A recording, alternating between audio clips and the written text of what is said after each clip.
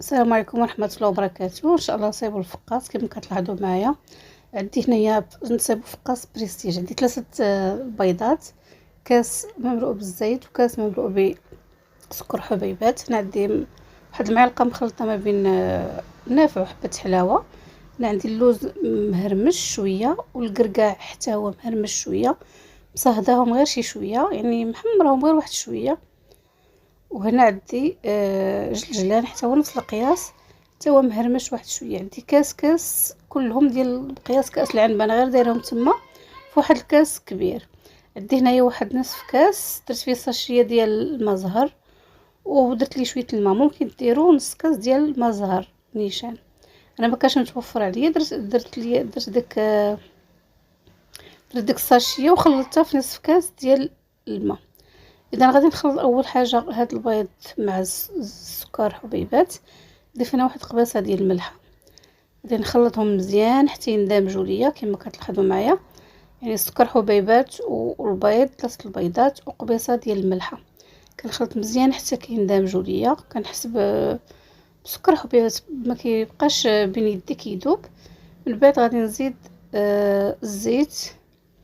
القياسات دائما بقياس كاس العنبه. هاد الفقاس بريستيج كيجي رطب، كيجي زوين بزاف، ويعني في كل عضه كتحسوا بدوك المكسرات اللي كندير. دوك المكسرات ما غاديش نديرهم دابا، غادي نحتفظ بهم حتى من بعد. غادي ندير ديك المعلقه اللي قلنا مخلطه ما بين حبه حلاوه والنافع، ممكن تطحنوهم، ممكن ديروهم بحال هكاك. هنايا ديك نصف كاس بقياس كاس العنبه دائما ديال الماء زهر اولا ساشيه خلطتها في نص كاس ديال الماء. يعني لكم الاختيار اللي متوفر ممكن تستعملوه. صافي خلص مزيان كما لاحظتوا معايا. نسجموا عندي غادي نضيف خماره بوزن 800 غرام. قبل منها غادي نضيف الدقيق، غادي نبقى نضيف الدقيق ونخلط حتى كنحصلوا على عجينه اللي كتكون متماسكه. بطبيعه الحال كتكون رطبه، يعني ما كتكونش قاصحه، كتكون يعني لينه جدا باش كيجينا هذا الفقاس هشيش. نحاولوا ما نقصحوش العجين ديالنا. الدقيق كنضيفوه يعني بدفعات ماشي دقه واحده هكا باش كنحصلوا عليه، يعني كيجينا فقاس رطب. صافي انا كنضيف الدقيق. انا ما يعني الكميه ديال الدقيق يعني نتوما تحكموا فيها حتى نحصلوا على العجينه اللي تكون لينه على هذا الشكل هذا كما كتلاحظوا معايا. كتجي رطبه بزاف.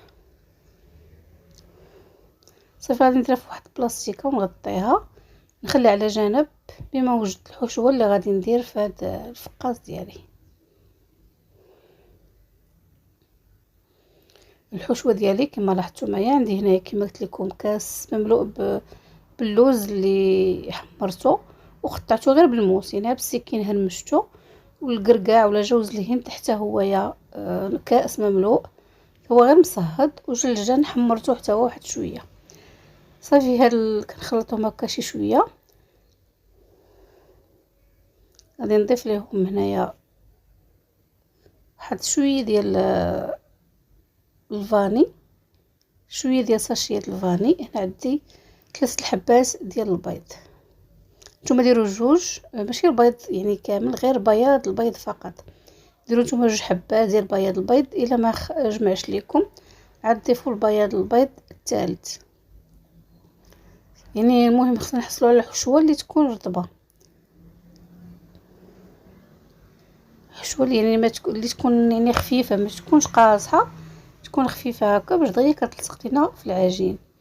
على هذا الشكل هذا كما كتلاحظوا معايا كتكون يعني مجموعه، ماشي الحبات كيكونوا مجموعين مع بعضياتهم بداك بياض البيض. درت ديك الساشيه ديال الفاني، درت منها غير واحد القبيصه، ممكن ديروا ساشيه كامله غير باش كتهرس لينا داك البيض الزفار ديال البيض. هي في الاول قسمتهم على 4، ولكن في الاخر غادي نرجعهم على 3 ديال 3 العجينات، 3 الكويرات، حيت كانوا جاوني صغار بزاف، فلذلك انا درت في الاخير 3 ديال العجنات. المهم كنشدوهم كنسرحوهم ما بين 2 بلاستيكات. انا حيت البلاستيكه حتى محناتني هي العجين ديالنا راه ما كتلصقش. صافي كنسرحوه هكا ما يكونش السمك رقيق بزاف، كيكون متوسط واحد شويه. كنسرحو هكا على شكل مستطيل كما كتلاحظوا معايا على هذا الشكل هذا، غير على طاولة العمل فقط، راه ما كيلصقش. كناخذوا واحد الكميه من ديك الخليط ولا ديك المكسرات اللي درنا وكنوزعوها على هاد العجينه ديالتنا. الصوره موضحه راسها، كنوزعوا ونحاولوا ما نكثروش بزاف باش هكا ما يعني ما نخسروش ملي نكونوا كنقطعوا، نكونوا كنلويو داكشي ما يخرج ليناش من الجناب. خلاص ضرب ديك بياض البيض راه كتلصق لينا الحشوه. صافي كنبقى نوزع على هذا الشكل هذا كما لاحظتوا معايا. ديك بياض البيض راه كيعاونها على انها تلصق ديك الحشوه.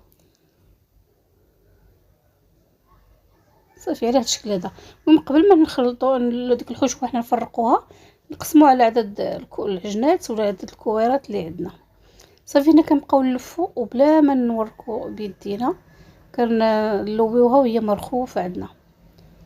صافي على هذا الشكل هذا. وديك الجوانب ولا الحواف كنقصوا عليهم بصبيعات هكا باش كيجيونا تيلصقوا، يعني ما كتحلش عندنا العجين باش كندخلوها طيب. دابا الفران راني درتو يسخن،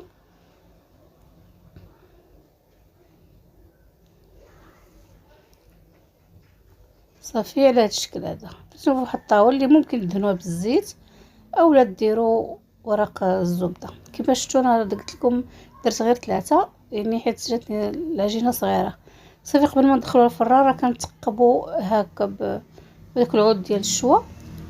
هنايا عندي صفار بيضه دهنتها خلطتها مع شويه نسكافيه ولا مع هنا درت وقيله درت شوكولاط المر، عفوا درت شوكولاط المر. هنايا ممكن ديروا قهوه سريعه الذوبان اللي يعجبكم ديروه. صافي كندهنوهم مزيان على هذا الشكل هذا. ضروري ما تقبوهم كما قلنا بعود ديال الشوا ولا بالكيودون باش هكا ما كيتنفخوش عندنا. صافي وكنديروا هذا التزيين الشهير على الفقاس ديالنا على هذا الشكل هذا.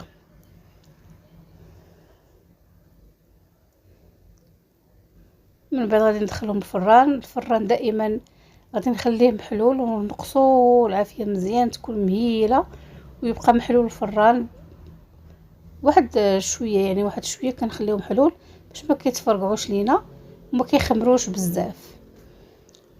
صافي ندخلهم ونتلاقى معكم بعد ما يوجدوا. ها هما بعد ما وجدوا عندي كما لاحظتوا يعني ما مفرقعينش من الفوق ما والو لانني خليت الفران محلول. صافي دابا غادي نغطيهم ببلاستيكه وندير عليهم واحد المنديل ونخليهم حتى تيبردوا واحد شويه وتصاهدوا كيجيو رطبين حتى كيرطابوا. من بعد غادي نتلاقاو ونقطعوهم. والسر باش يجيكم هذا الفقاس يعني مقطع بلا ما يفقسكم هو هذا السكين ديال الحاده. هذا السكين هو اللي كيصلح، كنخليه هنايا يعني خصيصا لهذه المناسبه. هنا تحت ديال القطع فين كنت كنقطع انا نقطع معكم دابا. السكين دائما كما قلت لكم خصو يكون حاد ماضي، يكون هذا خصيصا ليه يعني ما تستعملوش به هكا في الكوزينه، تخليوه هكا خصيصا غير الفقاس ملي تبغيو تستعملوه. صافي راه كتقطع بكل سهوله. بعد ما خليت العجين رطابت عندي واحد شويه كنقطعوه السمك يكون هكا يعني غليظ واحد شويه باش يبان الفقاس.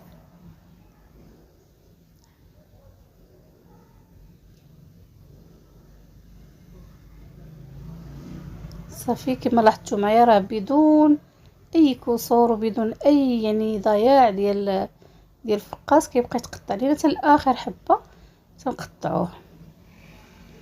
شوفوا يعني داك المكسرات اللي درنا من الوسط كيفاش كيجيو كيعطيو واحد التزيين اللي هو جد رائع. صافي غادي نستف الحلوه في الطاوه ديالي. الطاوه دابا يعني بلا ما ندهنوها صافي كتكون يعني نقيه مدهونه لا بزيت لا بوالو، كنطيبوها عادي. صافي غادي نستفهم على هذا الشكل هذا وندخلهم يتحمروا. دابا كنشعلوا الفران من التحت ومن الفوق. قبل ملي دخلتهم يعني قبل ما قبل يعني فاش يلا كانوا عجينه طيبتهم من التحت وطفيت عليهم الفوق وخليت عليهم على بوطه مهيله حتى تحمروا لينا واحد شويه من التحت، عاد طلعناهم من الفوق باش كيكملوا التحمار من الفوق.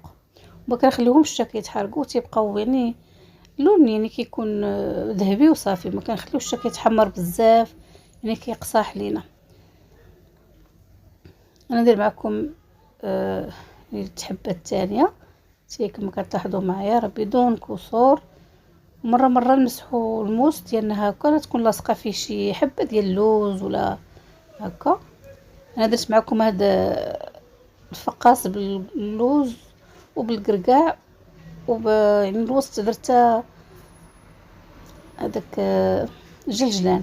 كيجي المذاق ديالهم رائع بزاف ملي كيطيب، كيجي المذاق ديالهم زوين، وكيجي حتى الشكل كما لاحظتوا معايا. ديك الدوره ديال المكسرات كتجي رائعه بزاف ولذيذه، يعني كل عضه كنحسوا بها بالمكسرات ديالنا في لساننا. صافي دابا غادي ندخلوهم يتحمروا من 2 جوايه. الفران يكون شاعل من الفوق ومن التحت، كيتحمروا شويه مزيان وكنخرجوهم. يعني ما كنخليهمش حتى كيتحمروا بزاف حتى كيتحرقوا ولا انهم يقصحوا بزاف، فقط كياخذوا اللون الذهبي فقط وكنقدموهم. هذا هو الشكل النهائي ديال الفقاص ديالنا. كما لاحظتوا معايا كيفاش كيجي محمر وكيجي رطب، ما كيجيش قاصح يعني، حيت العجينه كتكون مرخوفه كما قلت لكم. شوف داك يعني داك المكسرات كيف كيجيونا، كيجيو رائعين، كيعطيو واحد المنظر زوين. هذا فقاص بريستيج صايبته معكم، كنتمنى انه ينال الاعجاب ديالكم. الا عجبكم لا فيديو ديالي ما تبخلوش عليا باللايكات والاشتراك لاول مره كيشوف لاشين ديالتي، وكنتمنى انكم تبارطاجيو لي هذا الفيديو مع الاحباب ديالكم ومع الاصدقاء. وكنقول لكم شكرا بزاف لمشاهده ديالكم لا فيديو، وكنضرب لكم موعد لفيديو اخر بحول الله. شو يعني كيجي كما قلت لكم رطب، يعني ماشي كيكونش قاصح بزاف، كيجي رطب ومقرمش في نفس الوقت. شكرا بزاف للمشاهده ديال لا فيديو.